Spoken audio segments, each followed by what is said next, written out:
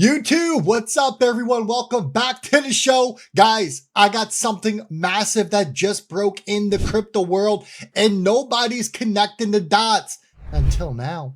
We've been waiting for this moment for years, but now, yes, now it's official. XRP, it has finally done it. And if you think this is just going to be another pump, you are missing the bigger picture entirely, because this right here, this might be the first visible sign that the global monetary reset is officially in motion. You're about to see proof that Wall Street, central banks, and even global airports are quietly flipping the switch towards Ripple's infrastructure, while the media pretends nothing is happening. This is the video that shows you how the old system collapses and how XRP, it's its dead center and what's coming next. Stick around, because by the end, you're going to understand why XRP looks better on the A chart than the USD chart. But that's just a little foreshadowing. Why Morgan Stanley is suddenly unleashing crypto on every single account they are connected to, and why BlackRock, well, why they're cornering Bitcoin like a final move before the end game. This is bigger than a bull run, the beginning of a controlled transition. Without further ado, let's jump into it. You see it on your screen right there. Man, that's the XRP on the AUD. It looks beautiful. Have you seen it lately? It looks way better than it does on the US dollar chart. But this is what happens right before a global currency realignment goes down. Patterns like this show where liquidity is quietly moving. It's not retail driving this, it's infrastructure. Smart money always shows up in the pairings that the masters, they are not watching. We're still early. This isn't the top. We're not even close to the top. This is just a warm-up before the global corridors light up and the real utility phase begins. Get used to a chart like this and a price like this, because that's just the opening act. When the AUD corridors, when they start outperforming, it means regional payment systems, like the ones that RippleNet connects, are all starting to move real money. So yeah, XRP looks better than Australia, don't worry about it. But soon the same trend that hit Asia, the Gulf, and Europe, it's all going to hit the USA as well. And when this thing goes from token to infrastructure, well, it's game over, everyone. And then starting October 15th, this is major news right here, and I want you to turn up the volume and pay close attention. October 15th, Morgan Stanley is going to drop their barrier to crypto. No more $1.5 million minimums, no elite only, no more the rich continues to get richer, and no more high-risk flags. Every single client, every single advisor, all are being given the green light to pitch crypto, to trade crypto, to hold crypto. This is huge. It's how institutional demand explodes. Morgan Stanley's compliance, that wall, it just fell. And you know what happens when the first big bank moves, right? The rest follow. They're about to unleash an entirely new wave of demand. And this time, the crypto class, it's not retail. It's mass market investors, and mass market investors drive the price up a lot higher. So ask yourself though, why now? Why all of a sudden? Why open the floodgates right before a major policy cycle shift hits? Because they know the system is transitioning and they want positioning before the rest hits swole thing. What do you think? Is this real adoption right here, or a setup for control? I want you to drop your thoughts in the comments below. I want to see how many of you are out there connecting the dots. And folks, if you don't got that strategy call booked with me and you one-on-one, we talk about it all. You need to book it now. These calls are booked out. I believe the earliest is like a 2-week time frame. And I'm telling you, they will come to an end, because when this bull run kicks off into full gear, I got to lock in myself. Link is down below in the description of this video. Let me get this. This is huge. Treasury Secretary Scott Bessent just fired back at Jamie Dimon, calling him out for caring only about Wall Street and not Main Street. This isn't political drama. That's infighting at the top, the very top. So when the most powerful people in finance start blaming each other, well, it means that the foundation's shaking. Translation? Volatility is next. And volatility, my friends, that is where XRP shines. Because while they're busy trying to protect the old system and protect the Ripple system, well, guess what? It is quietly replacing it. Why don't we listen to this clip? You're going to be amazed at what you hear right here. Two things you're never supposed to do at the same time: predict the price and the timing. So, he's saying we're going to go down. He doesn't say when. Could it be 2028? Could it be next month? We don't know. But what this administration is doing is laying solid economic ground. And under President Trump's leadership, Wall Street and Main Street can both do well. Obviously, if you're the CEO of the world's largest or America's largest bank, what you care about is Wall Street, and we care about both. Interesting. Wall Street and Main Street can both do well. Jamie doesn't like that now, does he?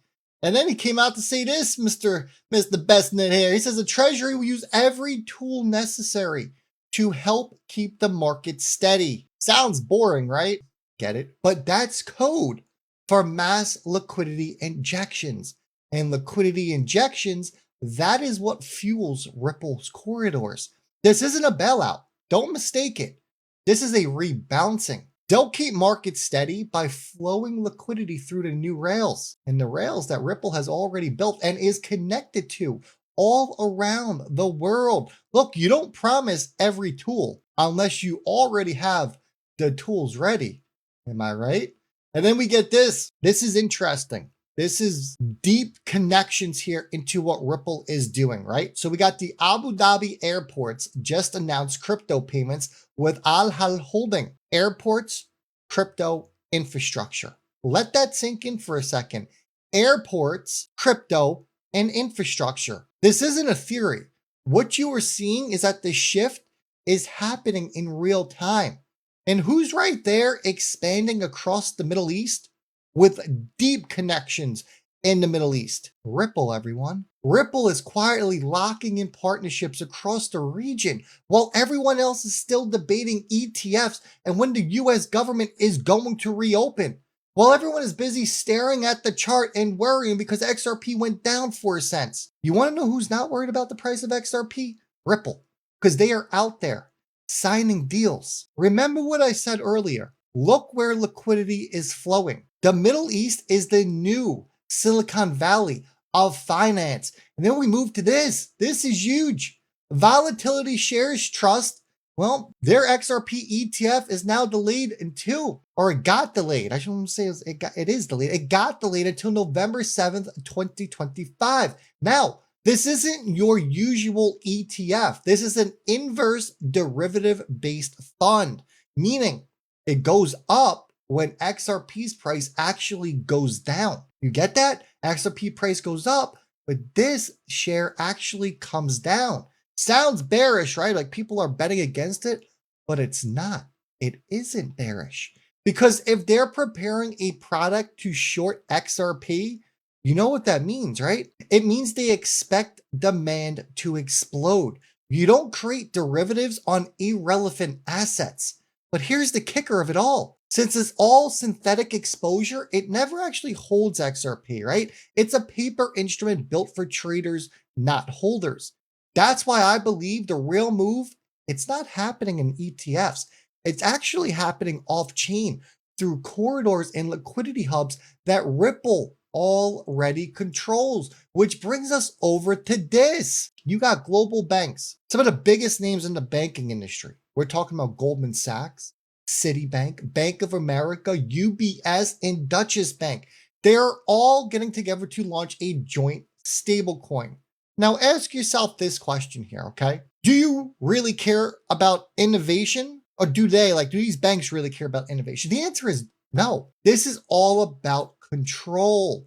They see what's coming. Decentralized settlement, RippleNet expansion, and now they're trying to own the rails before it's too late. They want programmable money that they can monitor, freeze, or even redirect. Meanwhile, XRP is the unowned bridge, the one they can't control. That's the tension here. That's the war that is playing out right now between control versus freedom. It's your old rails versus your new ones. And what's interesting about all this, and you see the names of the banks and the images on your screen, Ripple is working with all of these banks, and or these banks are going to be at swell in November. How interesting is that? Perfect timing, or is it perfect coordination?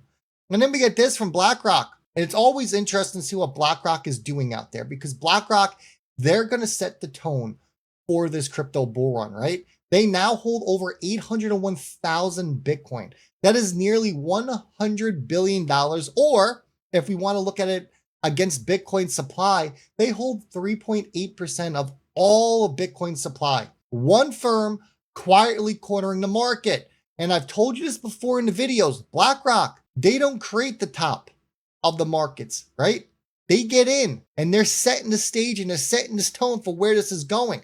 So what we are looking at here with BlackRock on Bitcoin, it is very simple. Supply shock. It is in motion.